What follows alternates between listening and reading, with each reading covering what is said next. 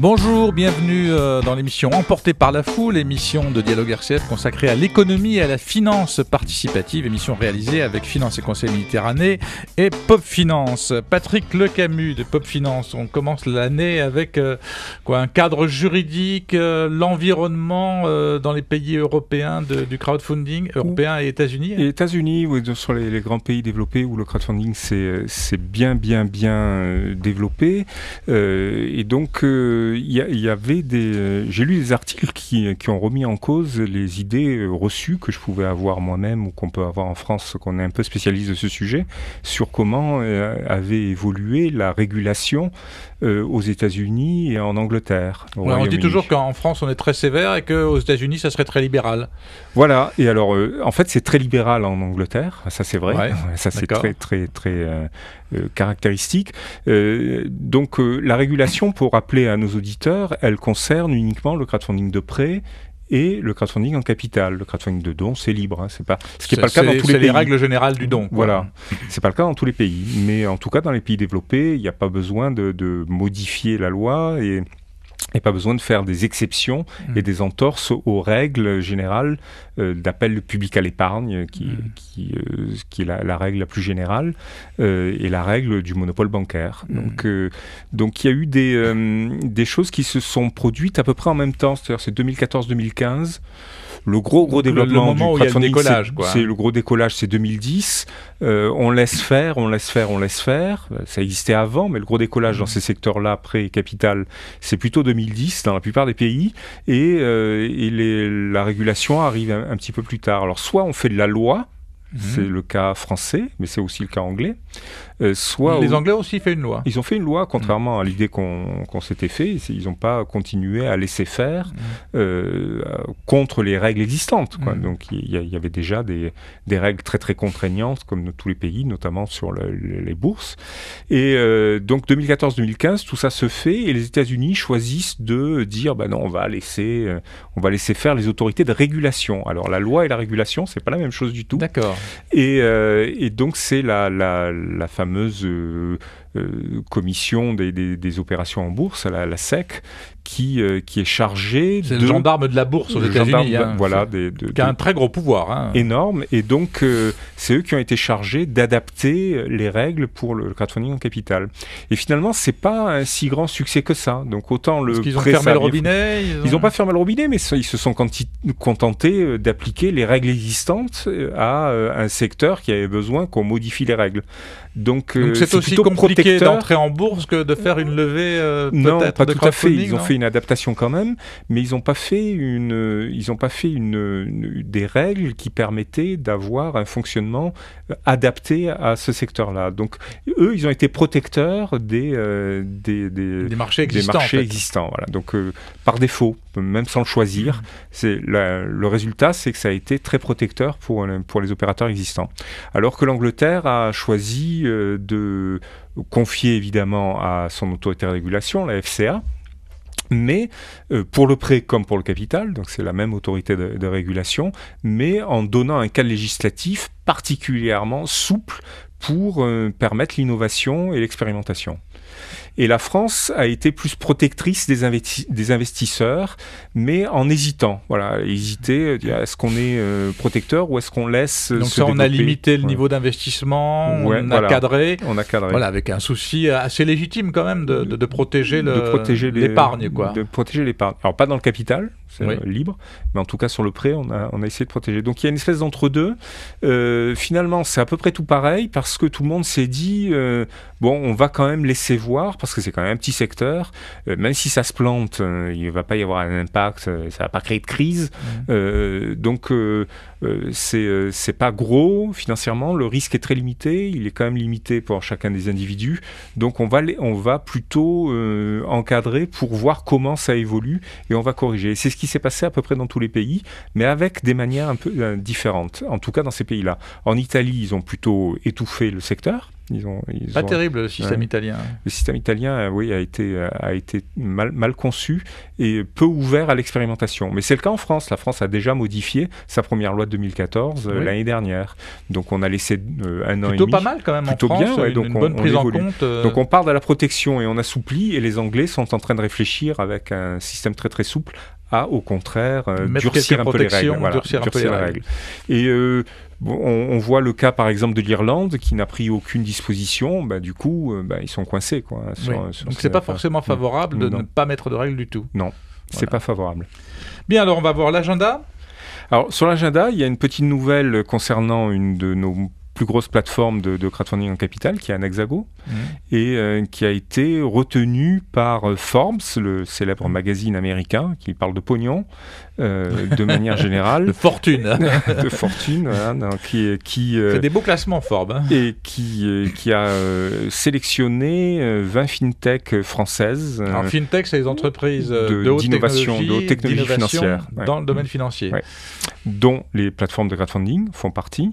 Et elle a sélectionné Anaxago comme étant une des plateformes, une des fintech françaises les plus prometteuses, puisque pour la raison qui est que c'est une plateforme qui a été rentable dès ses débuts et qui est quand même passée de 150 000 € à 1,8 million de chiffre d'affaires en 2 ans. Alors qu'on a des grosses plateformes qui n'ont toujours pas gagné d'argent. Comme WeSeed par exemple. Voilà. Oui. Bien, on fait une pause musicale avant de recevoir notre invité et ça nous mettra dans le bain. On écoute J'aime la mer. Il existe nombre des amoureux aimant les cieux. Voilà, on écoutait J'aime la mer parce qu'on reçoit Frédéric Mulvalentin. Frédéric Mulvalentin, J'aime la mer, pourquoi ? J'aime la mer, c'est une chanson de Vincent Scotto et de René Sarville. Et ça fait partie des 7 chansons mythiques de Un de la Canebière, l'opérette non moins mythique d'ailleurs. Alors, vous êtes auteur, metteur en scène, directeur de production, et vous lancez, pas aujourd'hui, mais depuis un moment, dans le théâtre musical. Oui, ça fait un petit moment. J'ai été donc le fondateur, l'initiateur d'une compagnie qui est assez connue sur la région, et même en France, qui s'appelle Les Carboni. Cette aventure s'est arrêtée pour différentes raisons et j'ai voulu passer à autre chose, plutôt à une structure de développement musical, de développement du théâtre musical, parce que je sais qu'à Paris et ailleurs, il y a ça marche plutôt bien. Il y a des grosses productions, mais il y a aussi des productions moyennes avec des compagnies qui font un travail formidable d'écriture. Le théâtre musical, par rapport à ce qu'on connaît d'autres types de musique, comment on le définit ? Le théâtre musical vient... ça peut être aussi bien l'opéra de Katsu de Brecht que aussi des grosses productions comme par exemple Mistinguett que j'ai vu l'année dernière à Paris au Comédia. Donc le théâtre musical englobe tout. Je pense que la traduction américaine, c'est The Musical, c'est-à-dire que c'est le musical, c'est ce qui se joue à Broadway, avec aussi bien des choses comme Le Roi Lion, ou même ils peuvent sortir un truc sur Spider-Man, mais aussi bien des choses très, très lourdes. Je sais qu'en ce moment, il y a Coureur pourpre qui joue à Broadway en comédie musicale. Ah oui. Voilà. Mais nous, ici, on appellerait ça théâtre musical. Alors après, c'est un peu, entre l'intelligentsia française et parisienne et new-yorkaise. D'accord. Mais là, ce que vous faites, c'est avec l'accent, là.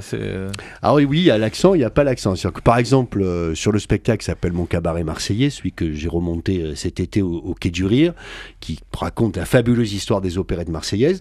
Ça se passe ici, mais en fait ça monte à Paris, parce qu'il faut savoir que les opérettes marseillaises n'ont pas été créées à Marseille, mais à Paris, par la diaspora marseillaise. Ah ouais. Et oui, tout le monde pense que les opérettes marseillaises ont été créées bien ici. sûr, oui, voilà. Sur la Canebière, mais pas du du tout, mais absolument pas. Elles ont été créées au Moulin de la Chanson. Mais... Elles ont été créées au Moulin de la Chanson à Paris par René Sarville et Scotto, parce que Alibert, le grand meneur de revue de l'époque, il est allé les chercher. Voilà, grâce à Pagnol, grâce à toute la diaspora marseillaise qui était en train de réussir à Paris, Rému et tous les autres. Donc votre projet consiste à quoi ? De relancer du théâtre musical à Marseille ? Lancer du théâtre musical ? Créer ou reprendre ? Oui, créer, reprendre. C'est-à-dire que ne plus faire musée, ne plus faire les opérettes comme avant, prendre ce matériau et le transformer en théâtre musical, dire en qu'on a des comédie mélodies, musicale. on a des paroles qu'on peut reprendre, mais peut-être sur d'autres d'autres rythmes, sur d'autres... Alors, d'une part, une adaptation musicale, tout à fait, et d'autre part aussi retravailler un peu sur le théâtre lui-même.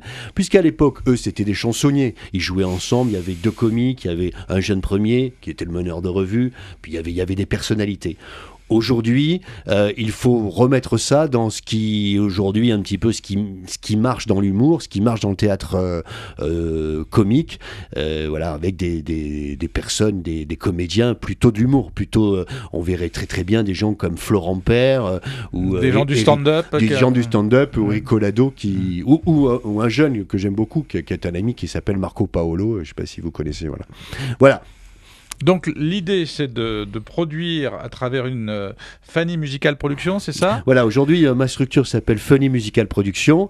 Voilà, c'est plus une structure de développement de théâtre musical. Donc ça part avec ce premier spectacle, mon cabaret marseillais, qui sera joué dimanche à 15h au Théâtre Colbert à Toulon. Et puis ce nouveau projet d'opérette, et qui va se moderniser, puisque je fais appel à Moussouté Elie Jovin de Massier Sound System pour faire la direction musicale. Alors là, vous avez des besoins importants pour le décor, pour la création, etc. Et vous faites une levée de fonds particulière, c'est-à-dire que c'est au fil de l'eau. C'est-à-dire que vous n'avez pas pour but de lever 5 000, 10 000 ou 50 000, vous dites, voilà, tout au long de l'année, je fais appel aux dons, c'est ça, pour permettre de la production que j'ai dans les tuyaux. Absolument, parce que le crowdfunding, moi je connais très bien, mais j'en ai fait 2. Un qui a très bien marché pour l'incroyable destin de René Sarville, artiste de musical que nous avons joué au Théâtre des Carmes il y a quelques années. On avait récupéré 7 000 €, ça faisait partie, c'était un bout de la production pour Avignon.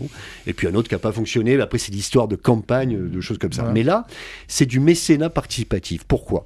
Parce qu'on s'est aperçu, et je pense que Culture Time, Coméon, ça s'appelle Coméon. C'est la plateforme sur laquelle vous êtes. Voilà, c'est la plateforme, s'est aperçu avec le ministère de la Culture, avec l'aide Mical qui s'occupe du mécénat, s'est aperçu qu'il y avait une baisse des subventions. Bon. Et c'est vrai que cette baisse, c'est 10 à 15% depuis quelques années, pour différentes raisons politiques et financières et économiques.